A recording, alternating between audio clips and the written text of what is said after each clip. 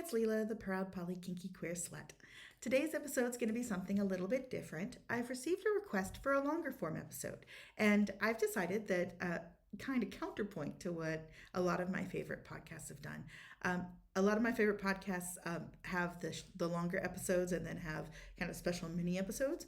Well, I'm going to do special long form episodes, and I'm going to do them when people ask for them. So if you want one, just ask. If there's anything I talk about that you'd like me to go into more detail on, then just ask, and I'd be happy to put together a long form episode on that topic. So this particular topic, someone had asked in response to the episode about shame and being shameless, that I'd love to hear more about your journey into living authentically and really owning who you are.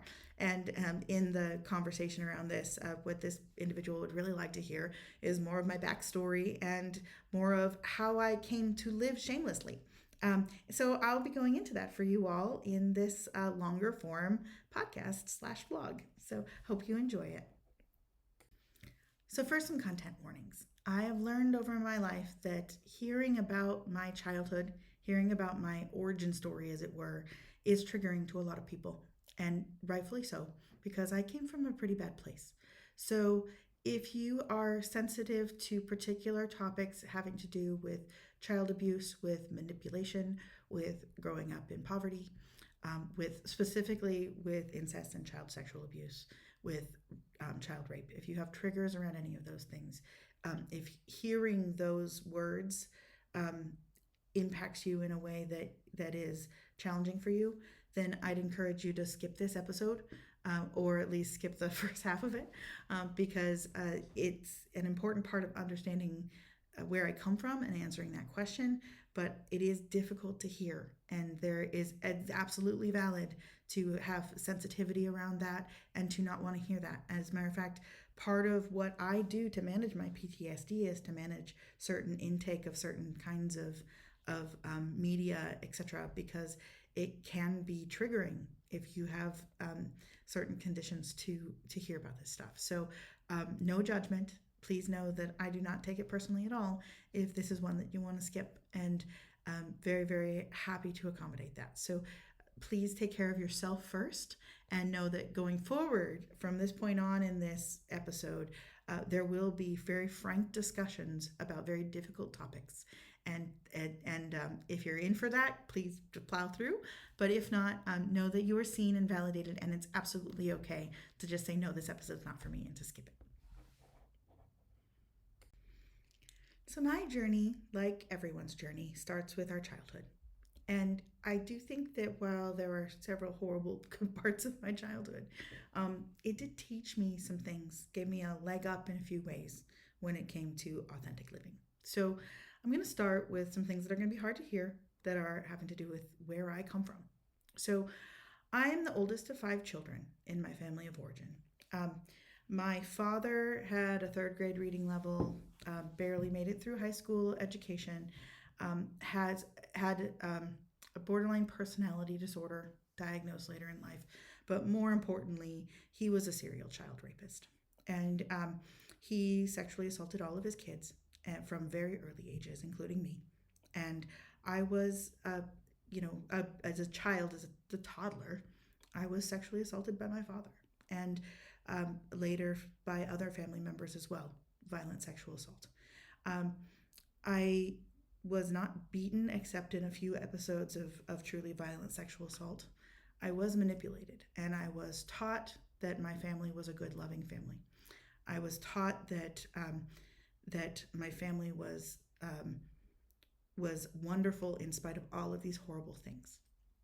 So I also had the experience of, being fairly young, young, but 7, 8 years old, and feeling the love of my parent being taken away because I became a harder child to molest than my younger siblings.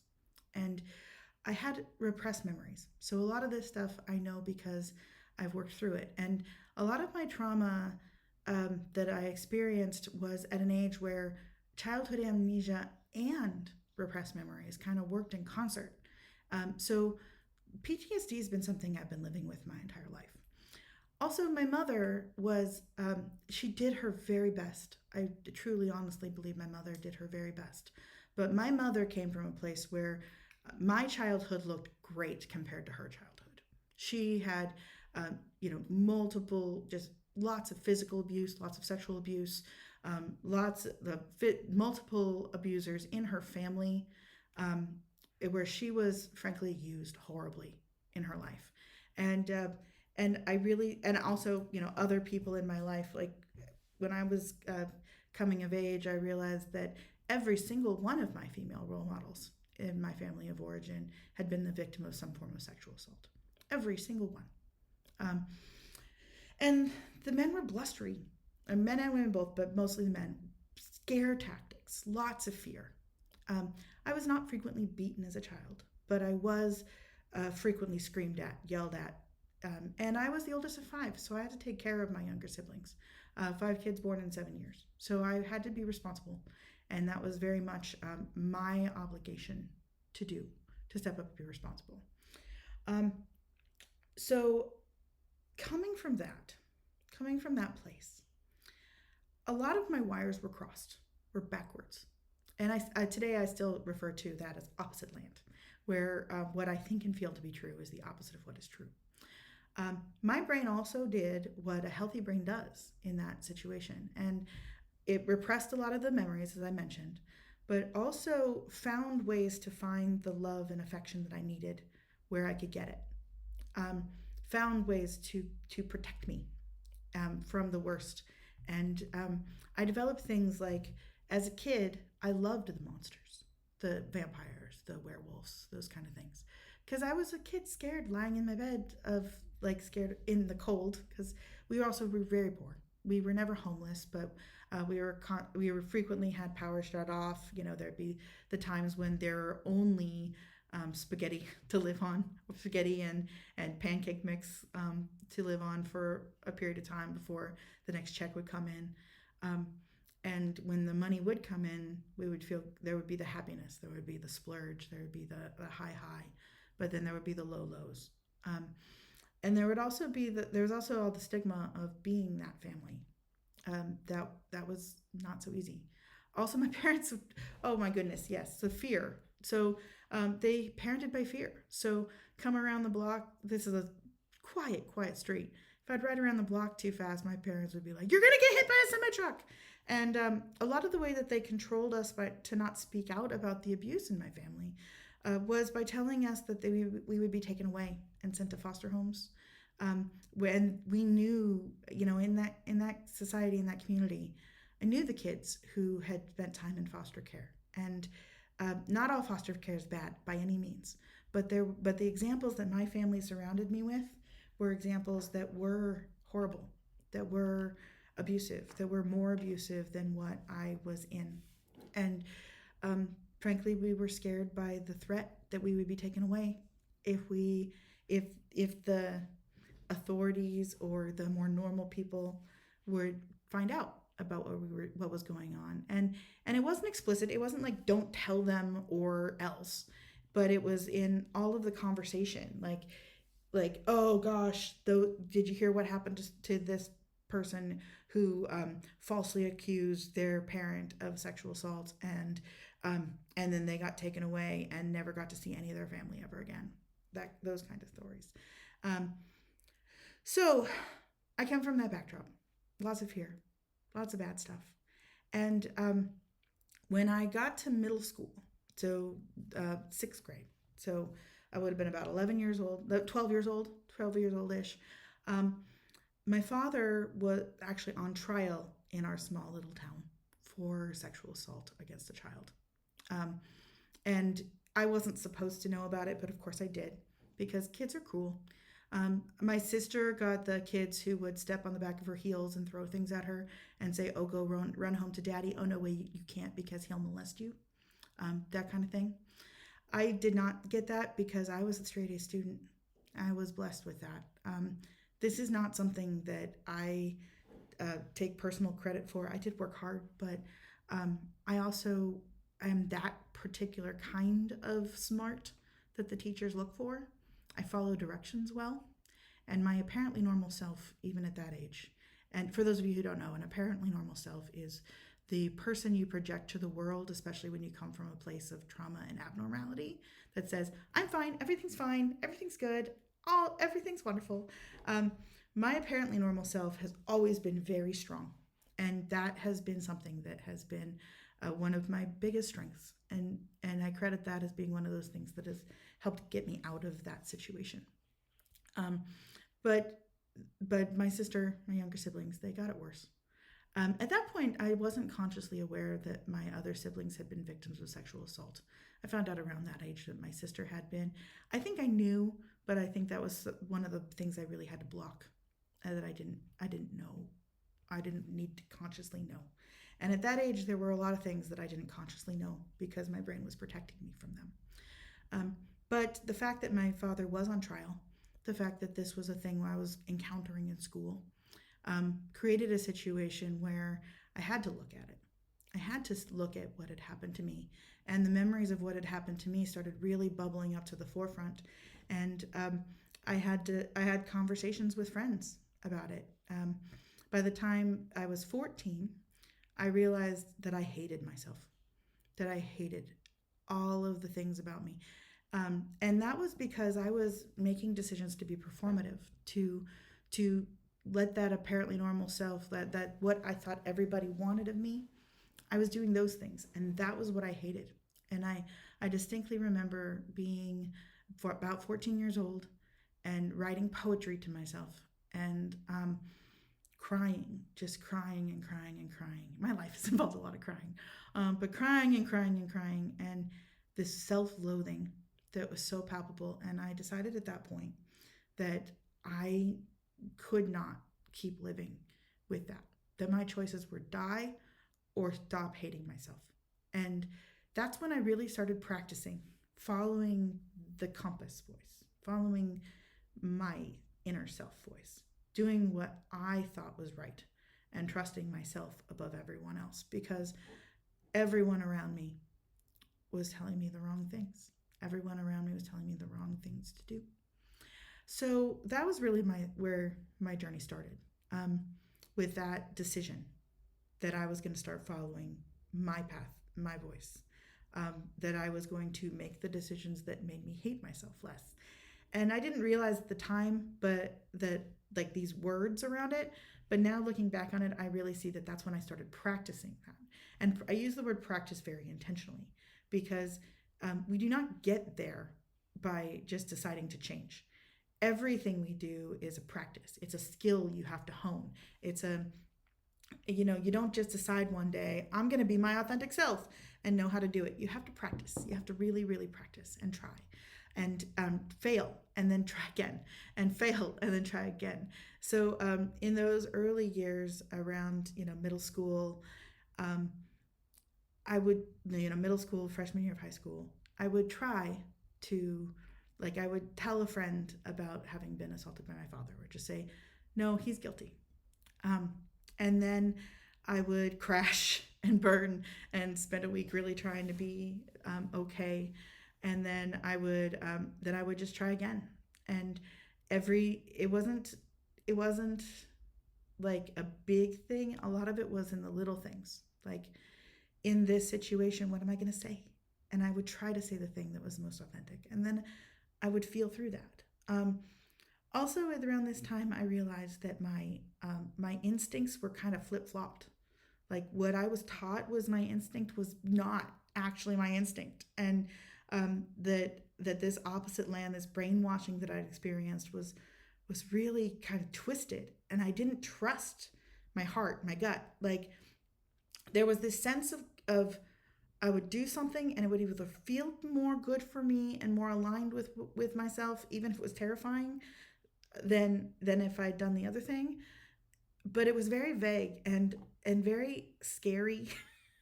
And whenever I stopped and was like, no, I'm just gonna go off my gut, do what my gut says to do.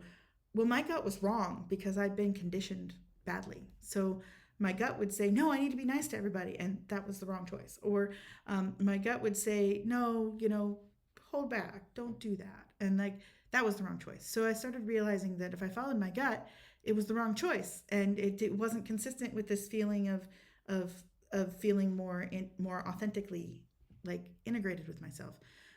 So I started doing the opposite of what my gut said and doing what my brain said. And a lot of what the path I set myself on at that point was the path of if I go to school, if I go to college, if I do well in school and go to college, then I will get my way out, because that's what everything said. That's what all of the media said, was like, you want to get yourself out of poverty? Biggest trope in the world is go to college and get out of your small town. So that's what I set my path on doing. Um, yeah, so that's how I got started on this journey in like the middle school age. So then I went to high school. So I was 15, freshman in high school, small town, and um, my sexual awakening was a very empowering experience for me. Also debate club. I mean, honestly, geek culture. I found geek culture. And freshman year of high school is when I found people who were really excited about talking about philosophy. So in middle school, I had friends where we talked politics. But in high school, we talked philosophy. We talked Marx, Hume, all of them, Descartes. Really dove into the books and dove into understanding ethical philosophy and political philosophy in a big way at like 15, 16 years old. So that element was so psychologically gratifying, but it also gave me an avenue for real exploration of comparative religions, of political theories, of all of these like kind of higher echelon things, like big picture items, to function in as a backdrop, and expanded my world to beyond my little town. At home, my father had a heart attack and a quadruple bypass. My parents were getting divorced, but then were separating. They hadn't really gotten married, but that's a whole nother thing. But they were separating, but I didn't know about it. But then ultimately ended up not separating. But that's resulted in us moving after my freshman year to a much larger school, where there were 800 students, and an even wider group of people to get intellectual with, and really dive into that philosophy. It was wonderful finding that group of people, both at my original school and then at the larger school I went to. Also, my family moved from a larger house into a much smaller house. My brother, who had been allowed to drop out of the third grade, I was the advocate for him, and I was failing. And I know now that I didn't have the power to succeed. I had the illusion of power, but I didn't have actual power. But my parents took my brother out of school in the third grade, and at about that time, my youngest brother, who was 7 years younger than me, and he never went back. And he was homeschooled by my abusive father. And so that was going on kind of as a counterpoint at home to all of this breaking out in the rest of my life. So I was 15, and I was loving this debate club thing, loving these intellectual people.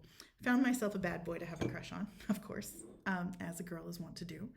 And that relationship, that changed my life in a lot of ways. It was the start of finding power. And I found healing through my romantic relationships from a pretty young age. So classic situation where, first love catastrophe over miscommunication, where I fell madly in love with this guy. I made out with him in the high school library. My body was just raring to go because I am a born slut.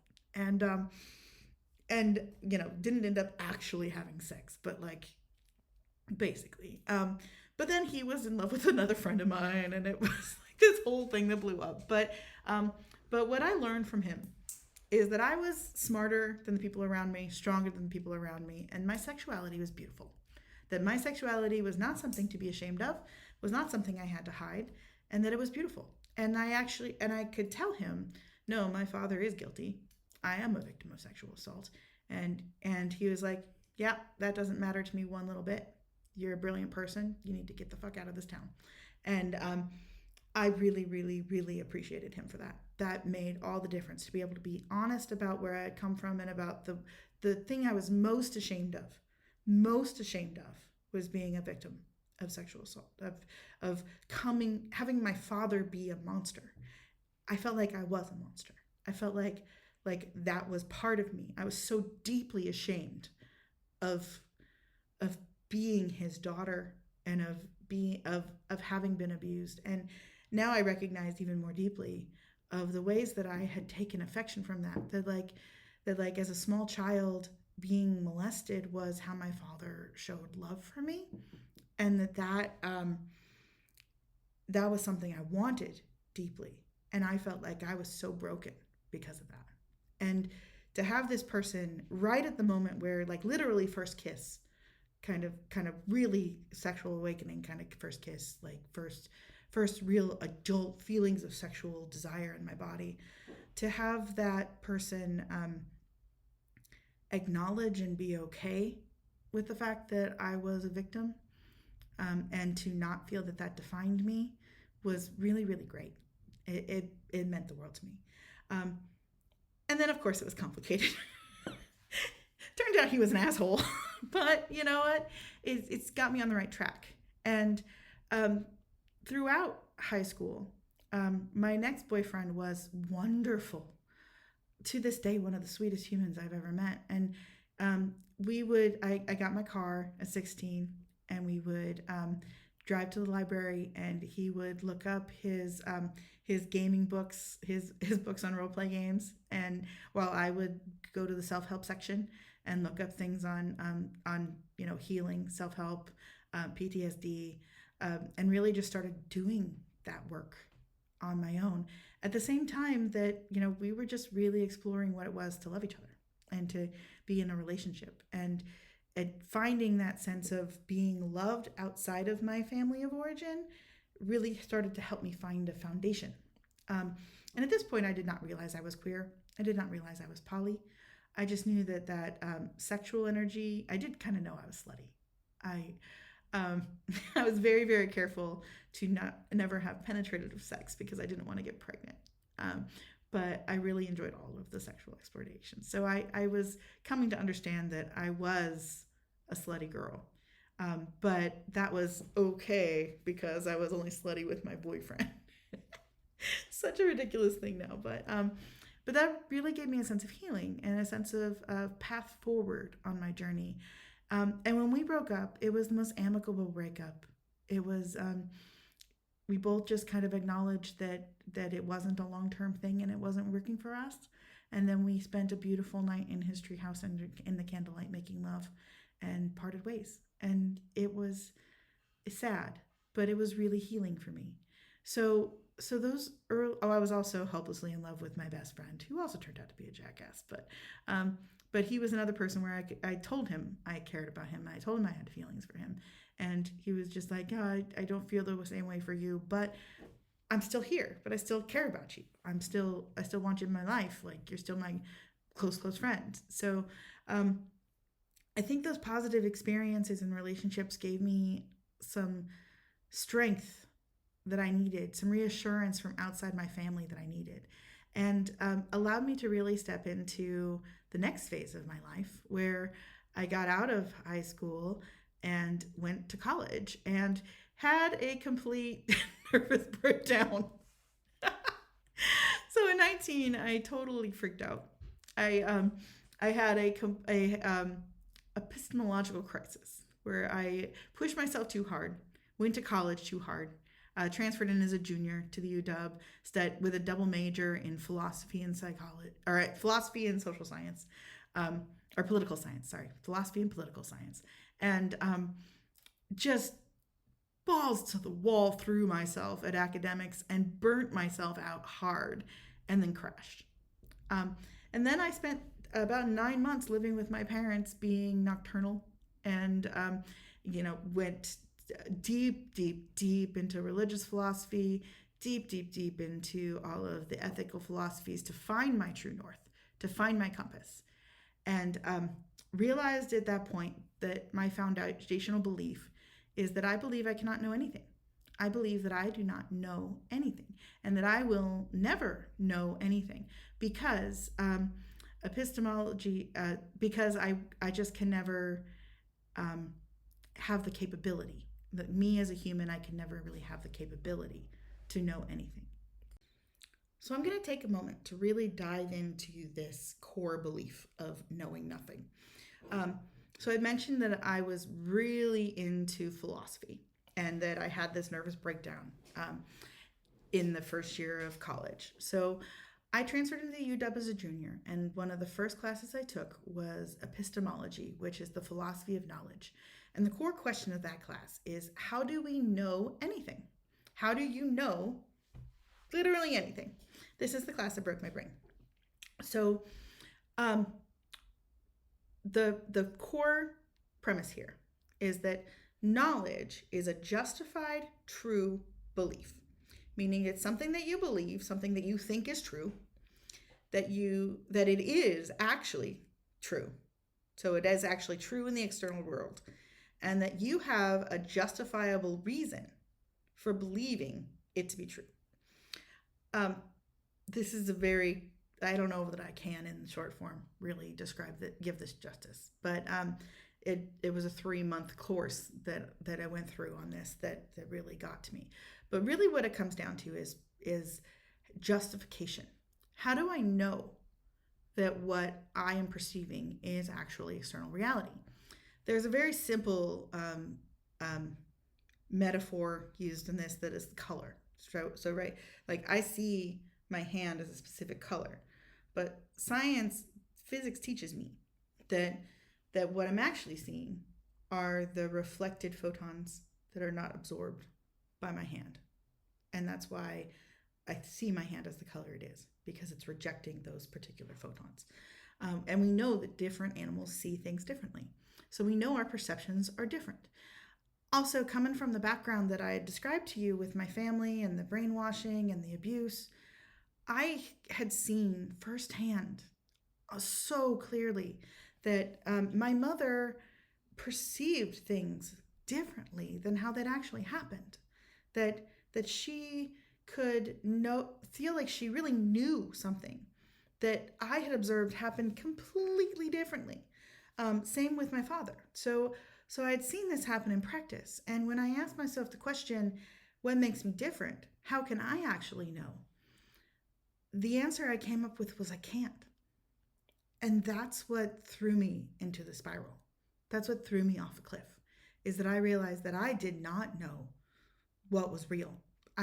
This was also right around the time when movies like The Matrix were coming out, and Fight Club, and it really seemed that this was all culturally, like, just pointed at me, as in, like, you do not know that you're not a brain in a jar. You just don't know. You don't have any knowledge of that. And so I took time. I really took time and let myself rest, let myself fall apart. Unfortunately, I was in the house with my parents, with my family, and the reason I became nocturnal is that I avoided them as much as I possibly could, so that I could just take the space to really work this out. This is also when I learned to meditate, and came to a comfort that I won't know, that I don't know, that I don't know. And so I came up with what I consider my operational beliefs, the things that are going to be the premises on which I operate in this world, so that I don't go completely mad, but that I have to be subject to change. They have to be subject to change because I don't know. I'm limited by my humanity, and that's okay. And I developed that comfort around that at around 19 years old, that's okay. And so that's how I proceed through life now. And I think it's helpful in being authentic, in being shameless, in following that compass, that it's okay to be wrong. And being wrong, even about one of those fundamental things that lets me look at what reality actually is, even if I'm wrong about something that I hold in my core to be true, that's okay. It doesn't change who I am, because ultimately I know that I can be wrong. I am fallible. And being proven wrong does not change who I am. I think that's a big difference between me and a lot of people. And I think that's something that has allowed me to move forward in the world with more flexibility and versatility than some others might be able to. Because you, if I learn that something, I'm trying to think of an example. So, for example, basic physics, right? So, the understanding that this is the only universe that exists. If I learn there's another universe that exists, okay, great, there is. I'm wrong. But more practically, this comes down to like know better, do better, right? So when I learn a better way to do things, I'm more capable of saying, okay, I did the best that I could then. Now I'm going to pivot and change and do better. That's a part of my operating practice that has been part of that practice from a very young age. And that really helps me be resilient to pressures to be inauthentic. So after I took the 9 months to just crash, I went back to college. I went to Evergreen State College, and had a wonderful experience there. Met some really great people. Um, Experienced for the first time really that liberal counterculture that gave me some space to expand my horizons. I came out as bisexual when I was 19 in high school, or just after high school, and that was really no big deal. Nobody freaked out about it in any way. It was kind of a non-issue except for fetishizing and erasure. But in college, I really got to experience some of that, and really be openly attracted to women and men and have that be fine. I did not slut it up in college, but I met good people. Um, and then I had to get money because I was out of money. So I ended up leaving college for a while and started my professional career. And that's when I met my wife, who then was a guy working in the mailroom while I was an administrative assistant. And that relationship changed my life. That relationship gave me a foundation. So I have a really good friend who younger got married recently, and when I asked them why they wanted to get married, not why they loved their spouse, but why they wanted to get married, it was because they wanted to make their spouse their primary family, their core family. And that's what I really feel like I did when I met my spouse. That person became my family. They became my root. They became my safety. And at this point, I was still laboring under the delusion that my family was generally a good family. It just happened to have this poison of this abusive person in it. Um, that's something I've disabused of now. But at the time, at 21 years old, I really believed that. I believed my family was good people, except for this one problem, and that at the core they were a loving family. And I was still subject to a lot of that brainwashing about my family um, being generally good for me, and especially my mother, my sister, my brothers, um, certain aunts and uncles. Um, so it took me, and I am still kind of ashamed of this. It took me so long, but I try to forgive myself because it it was so very damaging, my childhood, and it really took me getting married to feel that sense of safety, and I to confront it really. And I think what really did it was that the ritual of marriage and the way that that was contextualized for me growing up. When a woman gets married, her focus shifts to her new family. And I didn't realize the degree to which I'd internalized that message, but I had. I really strongly had internalized that message that marriage meant starting your life. And, which is funny because, you wouldn't have thought that that would be the case, but it was for me. So, so when I got married, which was 5 years after I'd met my spouse, so right about, actually, I don't think, well, yeah, it was right after the wedding. So um, I was finally brave enough to really confront things. So I had already told my sister about the abuse that I'd suffered. I knew she was also a survivor. I wrote a letter at that point, just after my wedding, to my entire family, like siblings, parents, aunts, uncles, cousins. At that point, I did also know that some of my cousins were victims of abuse, and I had been going to therapy for about a year. Really, so that was a hypnotherapist. I won't say it was the best therapy I've ever had, but it was therapy, and it got me started in that direction. And as I mentioned, I'd also been doing a lot of self help around PTSD for quite a while at that point. Um, but I laid it out. That short letter, it was 2 pages, and it said that I was the victim of sexual assault as a kid, that I was a person, that I knew that I wasn't the only victim in the family. I knew my father was not the only abuser in the family, and I sent it to everybody. So they got it in the mail, and it included a basic code of conduct, that basic rule, boundary. Now I have the vocabulary to say it included a boundary that I was setting, that I was not going to interact with them in any setting where my father was there, and that I wasn't going to have any relationship with anyone who continued to support my father, the known abuser, or any other known abuser in our family. Um, what followed was nearly a decade of slowly losing everyone. So as a child, I was brainwashed with the fear that if I ever talked about the darker side of what I had grown up with, that was going to cost me everyone in my life, that I would lose everyone. And I did lose everyone. But the ironic thing is that they didn't go away.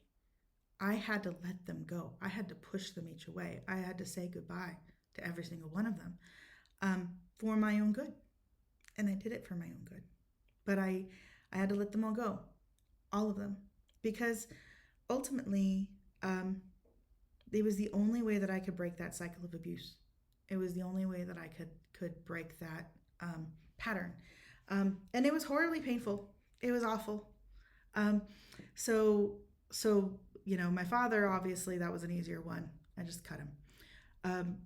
After I sent the letter, I had my siblings over to tell them. After I did mail, before they received it, I had my siblings over to let them know what I'd done, so that they were braced for it, especially since my brothers were still living with my father at that time. And that's when I found out that at least 2 of my brothers, I think all of them, were also sexually assaulted by the same man, and that we'd all suffered abuse at multiple people's hands, or at least I had, and they were all coming into it at their different times. I invited my youngest brother to live with me, tried to help him, was unable to help him.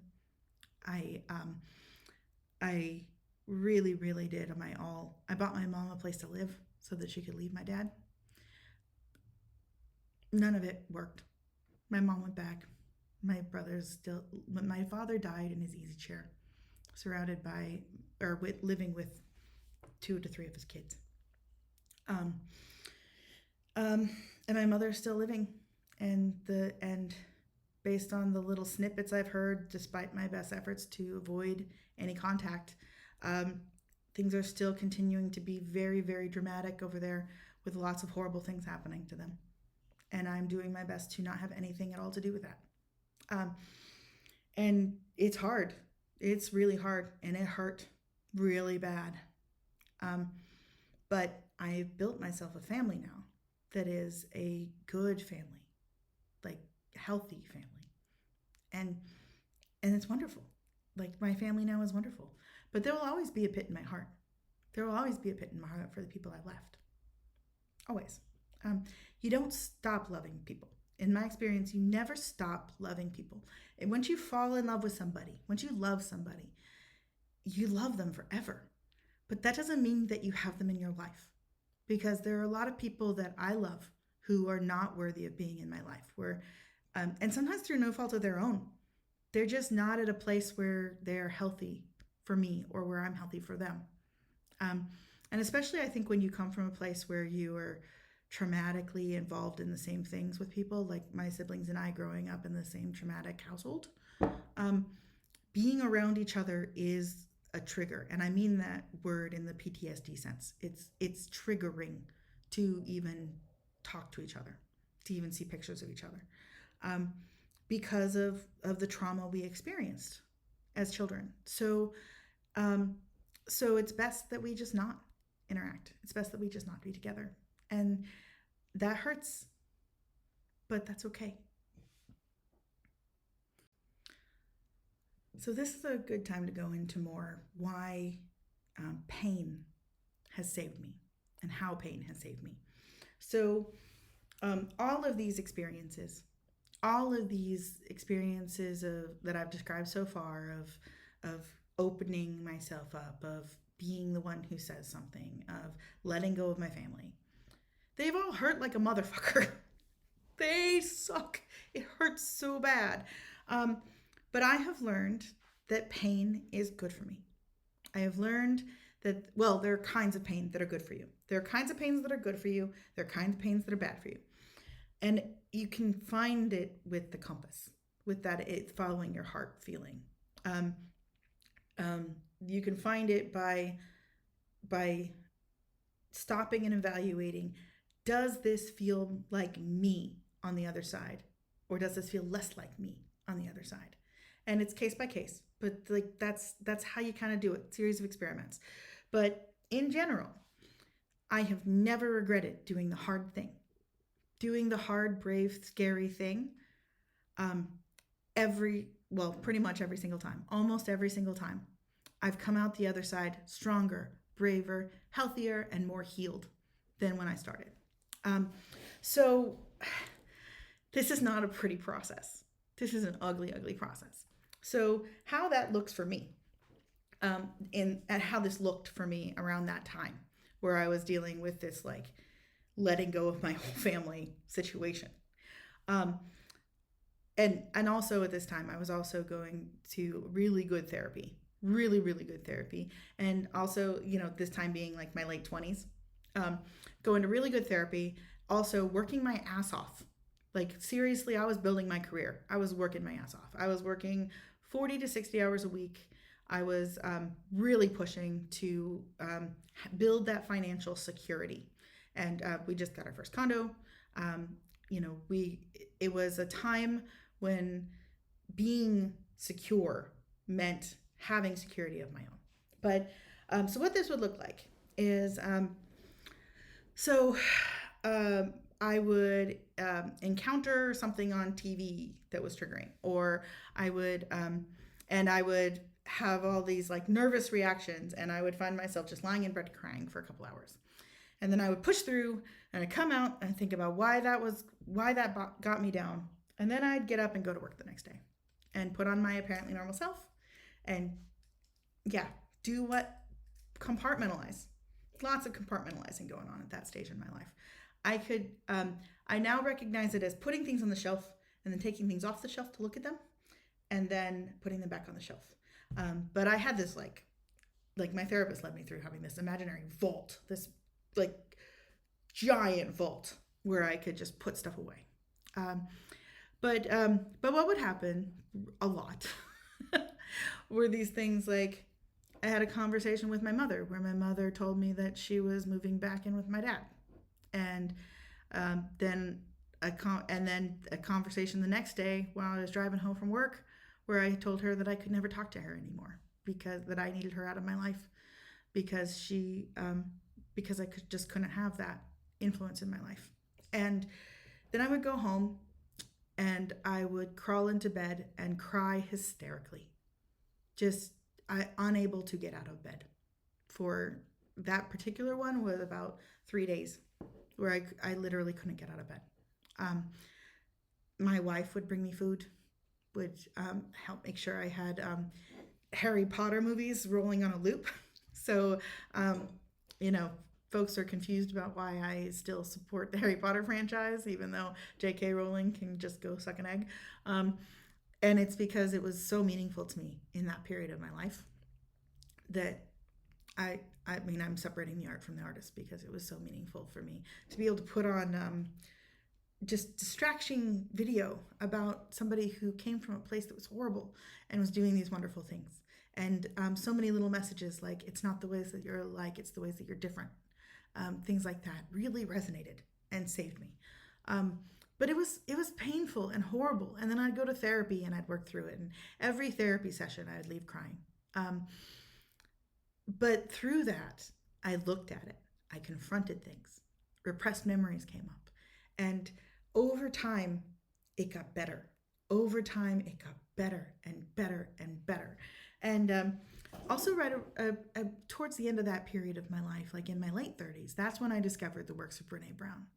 And I was already heading this way with my therapist, but towards the end of letting go of my family, I and really embracing this like independence and coming to understand that my strength was really coming from a place that was inside me and that was feeling stronger, feeling the process of separation from this bad place I came from, making me into a stronger person. And the more authentic I was becoming, the stronger I was becoming.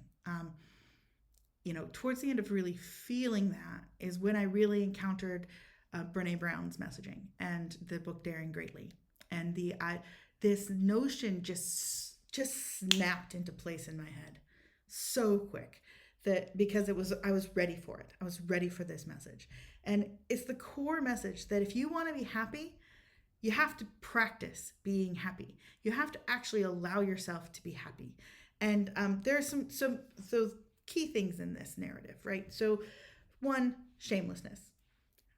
I was raised in a culture where we were taught to be ashamed of ourselves, ashamed of where we come from, that I'm wrong, I'm bad, there's something bad about me.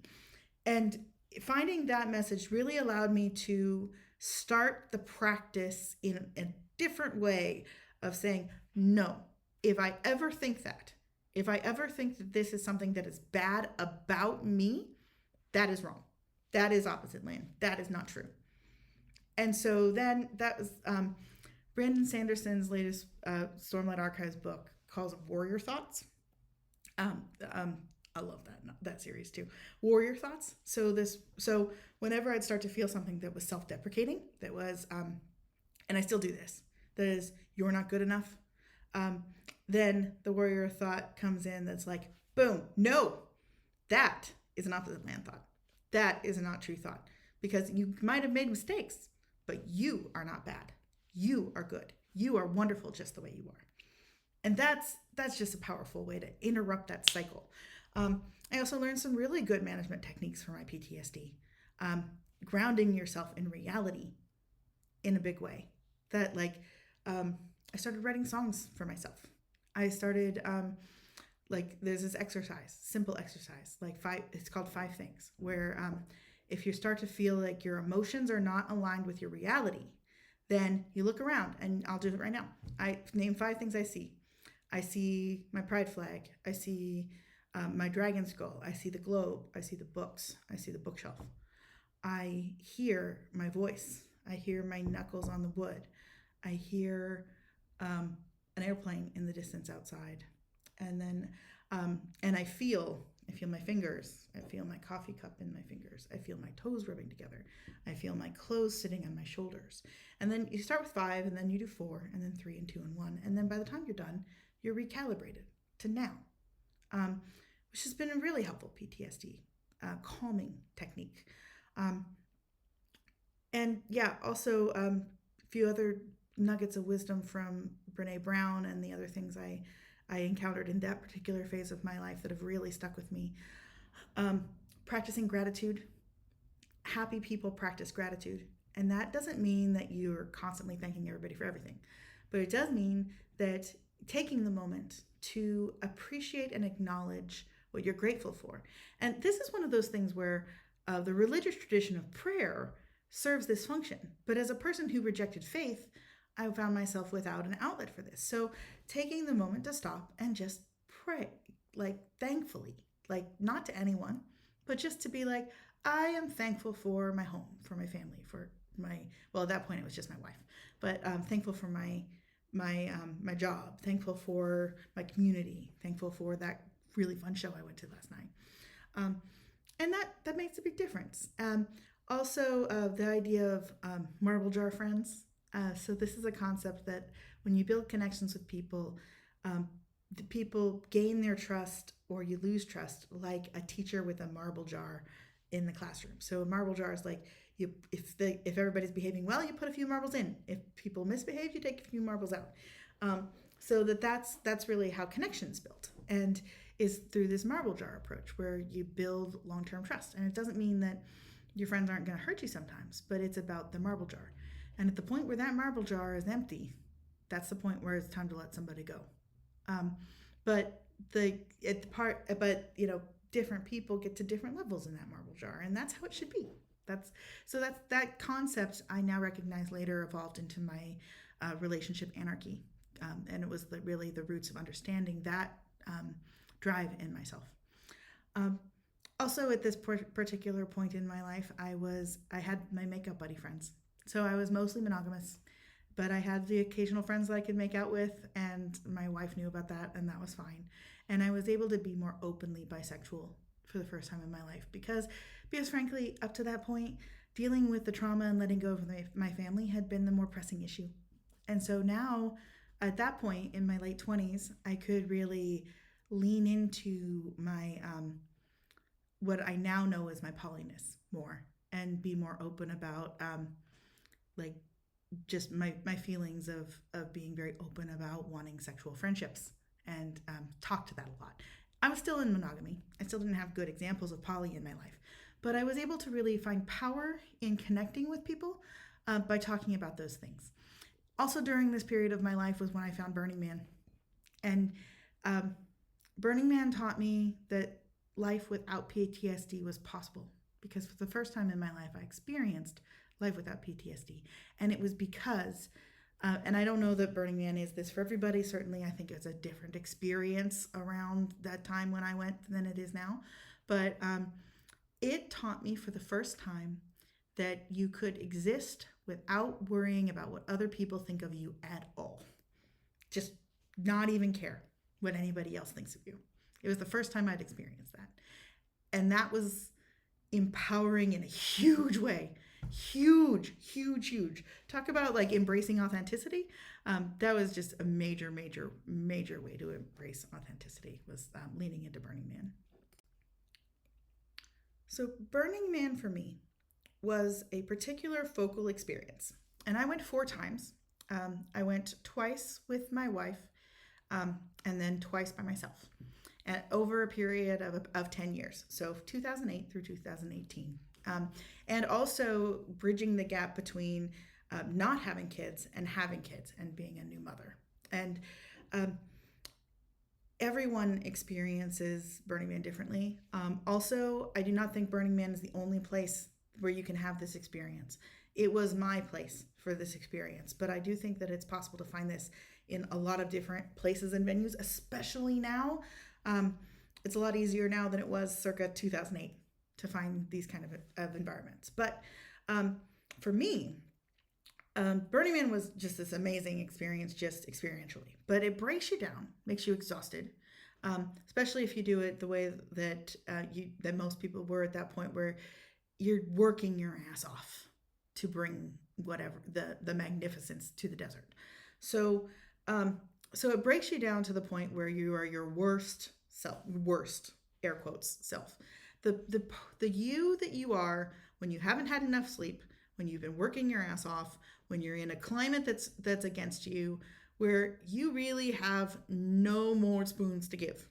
You're empty.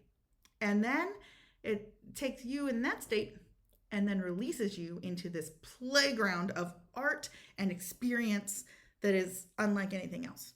So my experience was that I went out into the world like that and found that instead of being told to be something else, people were like, fuck yes, you're awesome, come on in, do you do you, and just so enthusiastically like encouraging of letting all of the social barriers drop, all of them, all the constructs of what I was supposed to be, boom, fell away.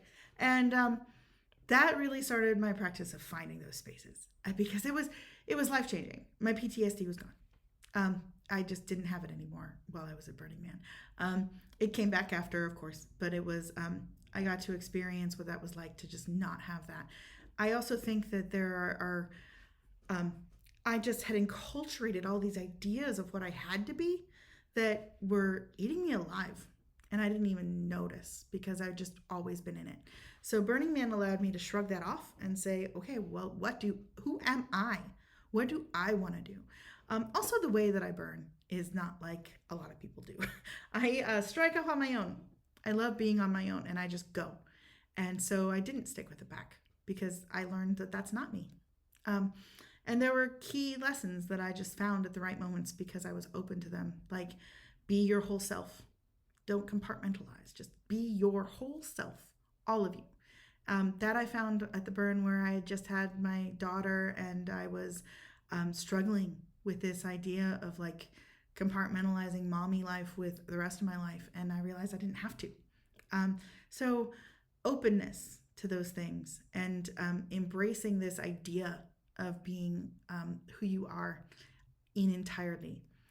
So I brought that back from Burning Man, and I also brought back a lot of the experience of the art and a lot of the experience of just like um, knowing myself better from exploring those experiences and having those conversations with people and gravitating towards the art that I liked, the things that I liked.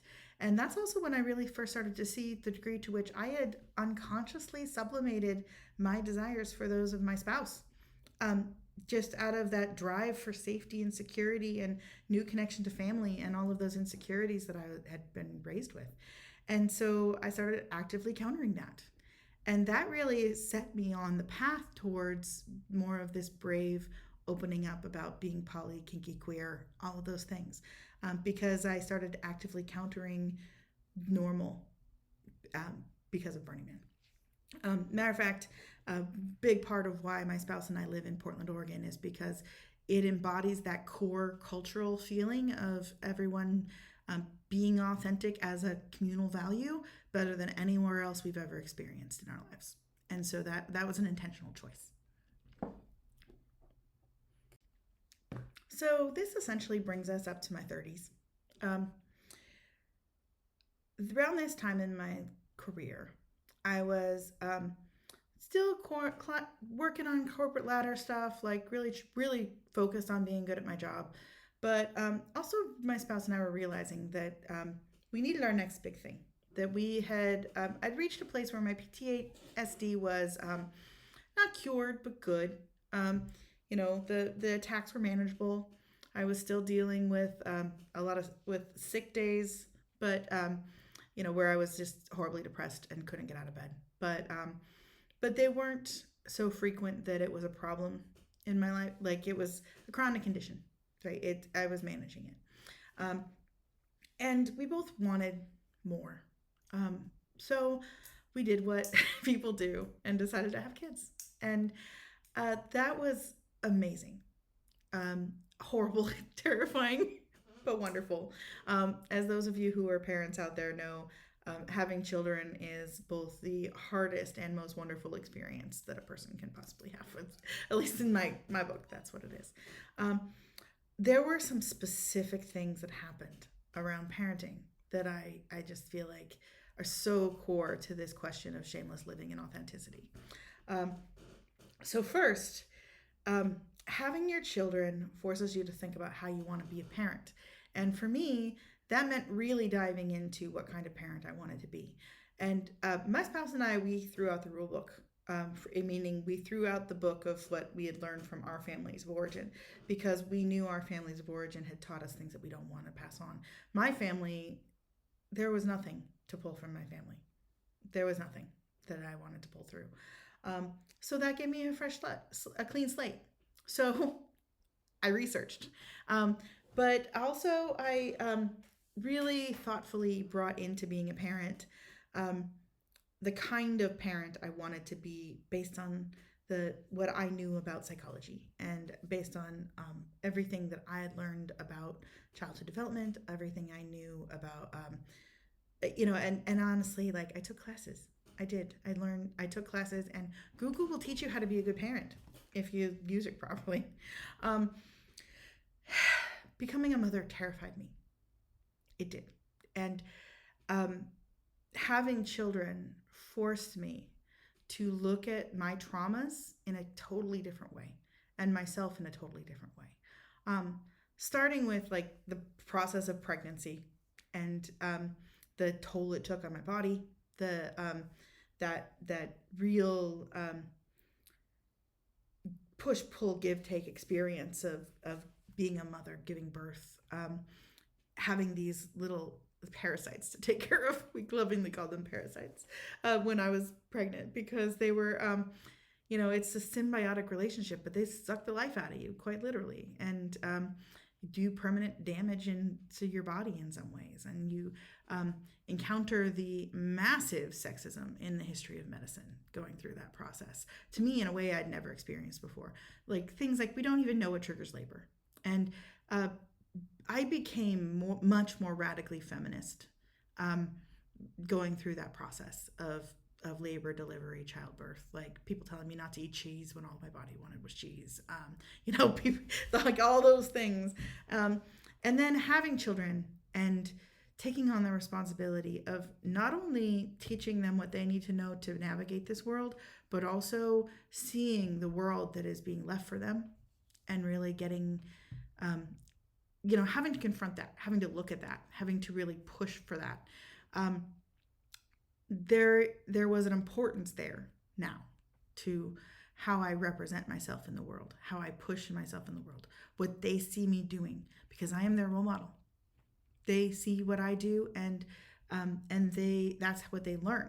So for me, that was 13 years ago now that I had my son, and a little over 13 and a half now. And then my daughter is now 12 years old, and I have been forced. Like, how do you live authentically?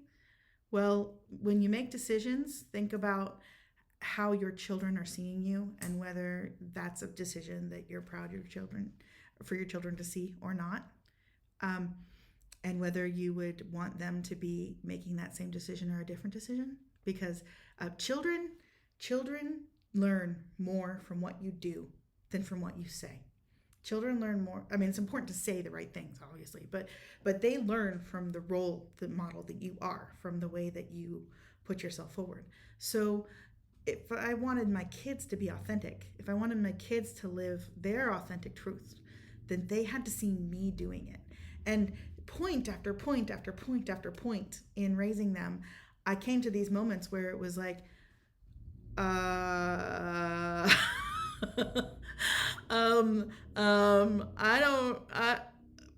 everything I've ever been taught tells me to go left, but the right decision is to go right, and I'm going to go right. I'm going to be brave. I'm going to just push through, because that's what I want my kids to see, and that's what's going to build the better world for them, where they can be more their authentic selves.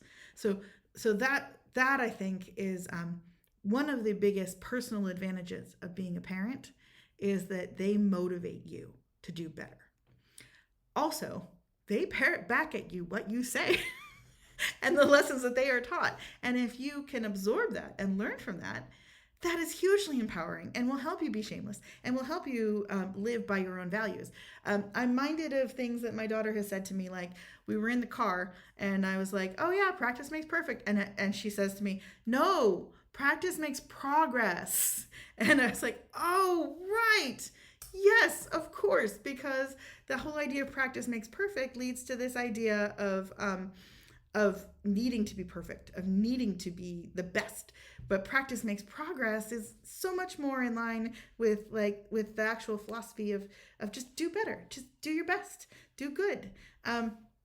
Also, they encounter challenges in life that make you stop and empathize and be there for them in a way that's truly selfless. I mean, we tell the stories jokingly about the time lying or being in a pool of vomit while my baby is throwing up for the first time and so confused about what's going on with their body and scared because they've never had food come up out of their mouth before and they're terrified. And so just cuddling them as this warm vomit is going all over my body, checking my own comfort for the sake of providing that comfort to this tiny being that I'm taking care of.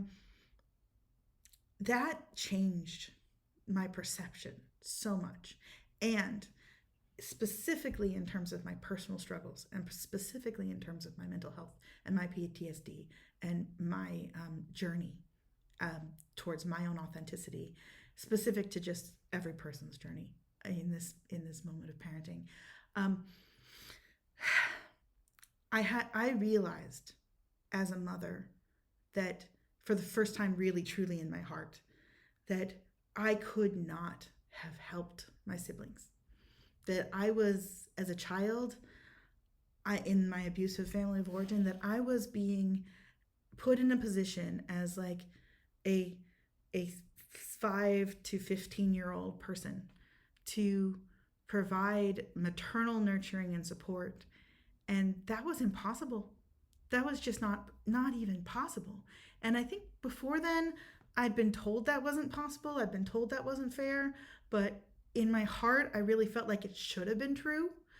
But having my own children and experiencing that from the perspective of mother drove it into my heart that that was impossible, that I was not at fault, that there was nothing I could have done to save, to protect any of them, because I was in fact also a child. And and being a mother, being the adult, being the guardian and caregiver and guide and teacher for my kids, being that comfort for my kids, um, it took a maturity and a sense of self to do that well, that there was no way anyone could have when one is, 5 to 15 years old. It just doesn't exist. So that was super empowering. Another thing that I experienced, and keep in mind, along all this time, I was going through therapy, and not just therapy, but really my therapist and I were working at the cutting edge of PTSD therapies, where we were trying all the things. EMDR was a fairly popular therapy that was considered newer at that time. We were doing a lot of EMDR. And this therapist was a person with a ton of experience working with people with childhood trauma, and who I'd found specifically for that expertise. And so as my children were growing up, and still, this is still happening, absolutely. So as my children were growing up, I found myself revisiting all of the traumas that happened to me at those ages through the triggers of introduced by my children. So my children were themselves triggering because I would remember things about being that age that I didn't know, or that I hadn't looked at that way, or see it in a different way, or I couldn't avoid the trigger. And just the contrast in the ways that they were being raised, in the ways that they were like me, but also not like me, and just seeing the ways that I had been impacted by the trauma I had experienced in my youth. It was a completely different lens and unavoidable. And also often without having as much freedom to actually take the space to dive into that. So really, really grateful for my spouse through all of this time, because they made it so that I could take the space I needed to process those things and really work through stuff on my own and with my therapist. And it was just dramatically impactful. But it was a very different experience. So let me see if I can give an example of that. So for example, I knew that most of the truly traumatic things that had happened to me when I was between the ages of 2 and 7 years old. When I saw my children at 2, 3 years old, and what they were actually like at that age, and then having those flashback memories of the violence that I experienced, I really saw the degree to which there was a power differential there that was so much more vast than I realized when I was without children, looking back at those memories. And it really allowed me to see how weak the people who hurt me were, because they were taking advantage of such small people, such tiny, tiny people. And I had struggled a lot with my own helplessness. Well, prior to having kids, there was this sense in me that, like, I should have been able to do more. I should have done things differently. What happened to me was in some way my fault. I really should have been able to do better. There were things I could have done to change it. And I now know that that's a classic response because powerlessness is damaging to the brain. And so the brain makes you feel like you have more power than you do, because if you could have done something differently to have stopped it, then you can do something differently next time to stop it if it ever happens again. And that makes you feel more safe. Well, being a parent and be like looking at these things when my kids were that age that I was when I experienced that trauma, um, that changed my perspective so much, because I could see how weak I actually was when I was that victim. And I felt through that pain. That was a different kind of pain, but I was ready for it. I was ready to deal with it at that point. I had the tools to do it. The brain has this beautiful way of leading us towards the healing we're ready for when we're ready for it. And I experienced that in spades as a mother. Each step I was ready. And I do worry about the impact on my kids of having a parent who's dealing with major psychological issues. But I also, I know that I'm role modeling for them what it is to heal.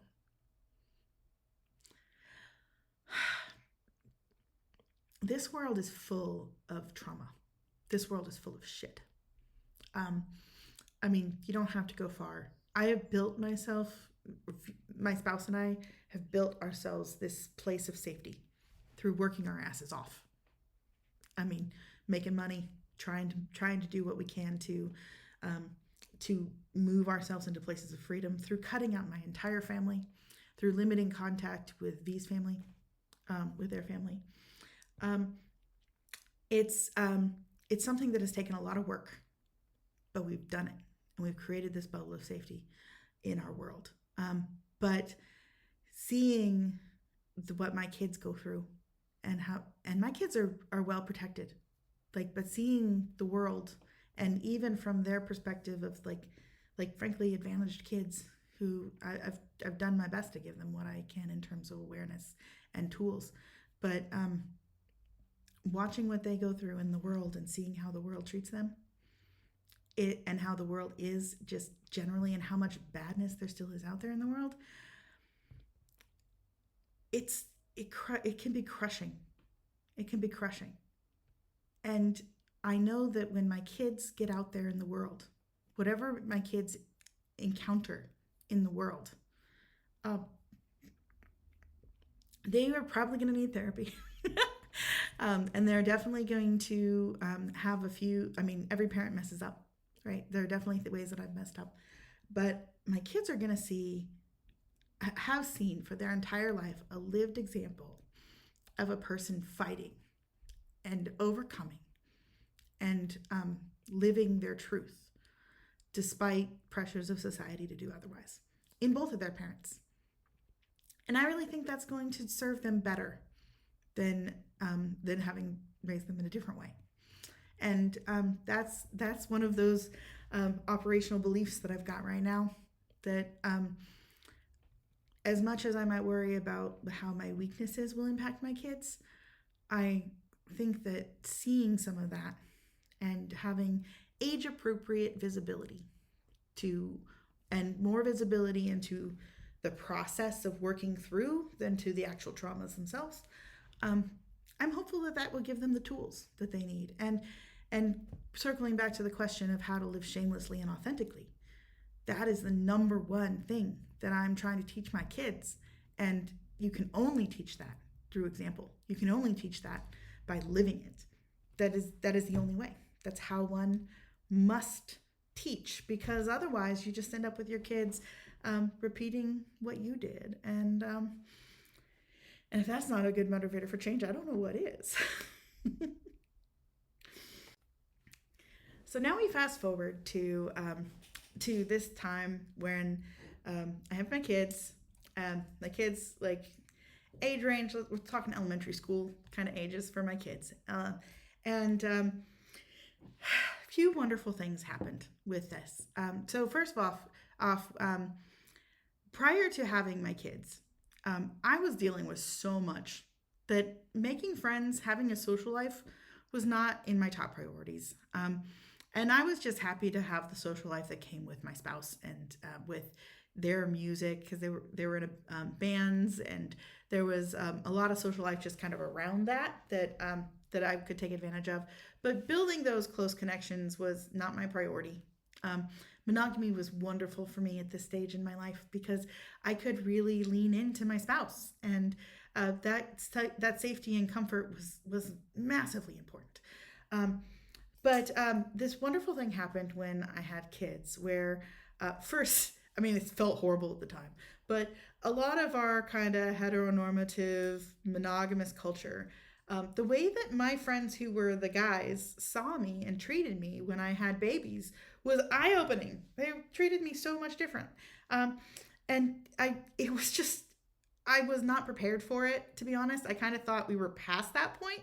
But talk about things that throw you into being more raging feminist. When the guys who were your makeout buddies suddenly don't want to like see your boob because you're nursing a baby, and start treating you like differently because now you're somebody's mother, that was so crazy eye opening to me, and frankly, pissed me off, and made me just feisty about like, no, mothers are freaking sexy. Shut it the fuck up. Just really powered me up about that. Um, Another thing that happened is that prior to that, my social life was really around my spouse. Well, when you have kids, you have to trade. You can't just do everything together anymore. And this is very, very challenging for the relationship itself, but it was wonderful for me as an individual because previously, I mean, my social life was around my spouse. And now, for the first time, I had to go out by myself as Leela and meet people. And so then my spouse would show up at our neighborhood pinball bar, and it'd be like, "Oh, you're Leela's partner," and that was the first time that had really happened to us. And so it really helped change the dynamic a little bit, but it also helped me to figure out who I am and live my authentic self through trial and error in these social spaces. I mean, they were largely bars. It was largely an alcohol drinking scene. Um, I also was finding that like I was still feeling like the odd person out a lot of the time, but that was okay because I was feeling through it. I was finding my footing, and my relationship with my spouse evolved in this period and got better because I was coming to it from a more authentic, strong place. Um, they were also doing their coming out journey, and as they were coming out, we were really finding that it was interesting to see how that impacted people around us. Um, a lot of my friends treated me differently as a mom. The people I thought were my friends, would before I was a mother, especially my makeout buddy friends, they viewed me differently when I was a parent, and they were much less interested in hanging out with me when I had free time, and so I had to go find new friends, and that was empowering. It really helped me be more authentically me to push into that scary space. And this is another example where the right choice was the scary choice. The right choice was the choice that terrified me, and where it would trigger me. And then I'd have the day of depression, and then I'd have to pick myself up and get myself going again. Because that led to me being braver and stronger and more independent and more of my inner light shining through. Another thing was happening to me professionally around this time where I was being pushed into leadership tracks. I was being pushed into tracks where they wanted me to do the corporate thing. They wanted me to do the women's leadership conferences and work on climbing the corporate scale in the big company. And that was feeling bad to me. I didn't want to live that life. I wanted to live a different life. And so I was finding myself kind of pushing against that, but really having this interplay of like, I was this crazy power, have it all working professional, and working professional mother, going out to play a bunch of pinball, like going to Burning Man, living this have it all kind of life. And I built a reputation for myself around that, which was crazy. And what I found is that like every time I'd push and like feel like things were going to go off the rails, they didn't go off the rails. It got better. And this is around the same time that my therapist says to me, "Leela, you should make some mistakes." And I was like, "Well, I suppose I could make some small mistakes." And my therapist was like, "Or were some big ones. And so I started just doing experiments to push the boundaries, doing experiments to push my edges and see, just see. Like, um, and keep in mind, I had some agreement with my spouse about some of this stuff. So this was around the time when I was like, well, what if I do just make out with that hot guy at pinball? And you know, obviously, like my spouse knew what I was doing, but and just see how that feels. What if I do go to Burning Man by myself while I have an 18-month-old baby at home? See how that feels. Parenting also for me has always been something where we take very equal roles in childbearing and caregiving. So that freed me up in ways that a lot of women don't have to really come into my own and to have that experience of really finding so much freedom as a mother, like separate from my identity as a mother, but at the same time, it was just beautiful and really empowering to be able to be all of those things together. And so, experiment, try, push, see what happens, retool, next experiment. Um, we were having house parties around this time where my spouse was also starting to come out to friends. Um, Really embracing also being feminine around our kids when they were in elementary school, like preschool, elementary school ages. And so that journey was very collaborative. Also, around this time, I found myself having to come out as bisexual so many times. And it was so very frustrating that I just became a bit militant about it and realized that I really wanted to be open about things. So that's where we were leading up to COVID. I'm very, very grateful for those years. And I really appreciate a lot of the connections that I built in that time. And some of those people are my very best friends. But most importantly, it was a training ground for me. It was a time when my family of origin was behind me, still painful, still there, but behind me. And I could really push and follow that advice from my therapist to make mistakes. And that allowed me to really feel my safety. And feeling my safety has allowed me to open up more authentically and to be more shameless in so many ways. Because, Maslow's hierarchy of needs is basic, beautiful philosophy. We have to have our foundational needs met. If you don't have food, water, shelter, then you cannot explore any of your higher needs. If you are constantly dealing with like ongoing trauma triggers, ongoing insecurities, ongoing like assaults of that nature, then it's very, very difficult to progress beyond in any kind of way. But looking at that security, having that security and really being able to embrace that fully allowed me to take risks with myself, to take risks in my life and in my friendships and in my experiences that I did not feel secure enough to do before that. And I am forever grateful for that. It changed me, and for the better, so much. And then COVID. And then COVID happened. Oh my goodness. So COVID changed the world in so many ways, so many ways. But for me and my family, during the period I was just talking about where I was coming to grow into myself, there was this sense of dissatisfaction that was niggling at me, that was just stuck there, that I was very open about with my spouse, with folks, about just, I feel like something's missing. I knew that something that was missing had something to do with this desire to make out with all my friends. But I couldn't really put a finger on it. And I should say that up to that point in my life, I had not seen a healthy example of a polyamorous relationship. I think that a lot of my opinions about that at the time were colored by what I'd seen in the late 90s and early aughts with some pretty toxic examples of polyamory, and really situations where it was relationships that had a lot of rules and controls. One thing that I remember vividly saying to a friend was, oh my God, polyamory sounds so horrible. The last thing I wanted to have is to have multiple partners who get to have control over me. And that was how I had viewed it up to that point. So, here comes COVID. And at this point, my spouse is more and more out all the time. And I was just having this feeling that was like, but what about me? What about me? Why do I still have to be in this cage? And and my marriage was feeling more and more like a cage to me. It was feeling like something I had to do, and I wanted to be there. I love my spouse, and I would not change a single thing about that. But it wasn't enough, and that was really becoming clear to me that there was something missing that was only coming out in those moments of sexual freedom and in those Burning Man moments, and I needed it. So, trapped at home, I was also an essential worker, but the kind of essential worker where I was working 50 to 60 hours a week from my desk in the basement hallway.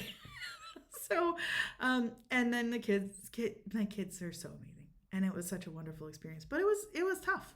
It was tough, and so we would continue to have friends over to the backyard, but it was limited, and all of that social outlet was just curtailed. So, I got really, really drunk one New Year's and ended up having sex with the friend who came over. And I barely remember it. The next morning I was messaging with them while like figuring out with V what had happened. My wife thought it had happened the night before, and that nearly blew up my marriage. And it at the time it really brought to a head this sense that I had where it was like, I have not lied to you at all. I have done nothing dishonest. You knew exactly about all of my feelings. Yeah, the thing I did wrong was I got really drunk. That was the thing I did wrong. I should not have gotten really drunk. But I had barely had alcohol for a long, long time because it's been COVID, and then nice bottle of whiskey. I messed up. And but in my mind, I had not betrayed my relationship. In my spouse's mind, I had. And I felt really shitty, but I also felt like couldn't go back. Something had to be different. I couldn't go back. It was one of those crisis points where sometimes the crisis happens because you need it to. And sometimes if you're not willing to go there, your brain will just kind of make you. And that's what I feel like happened there. I needed this step, and I had needed it for a long time, but I was afraid to take it. And part of me just got so overwhelmed by the situation that I just made it happen. And you know what? Really, really, really, really, really glad it did, because we went to couples counseling. We had a therapist who said, hey, Leela, you're poly. It's how you were made. And got me started on really understanding what polyamory is and what being a proud slut is. And started reading all the books and the ethical slut and going down that rabbit hole. Also, that same therapist really helped my spouse with a lot of their feelings of shame, and realizing the degree to which our relationship, despite us not intending it to be that way, was mired in these ideas of heteronormativity and religion that we had not even realized was there. We hadn't even realized that we were like operating under these constraints, but there were so many constraints.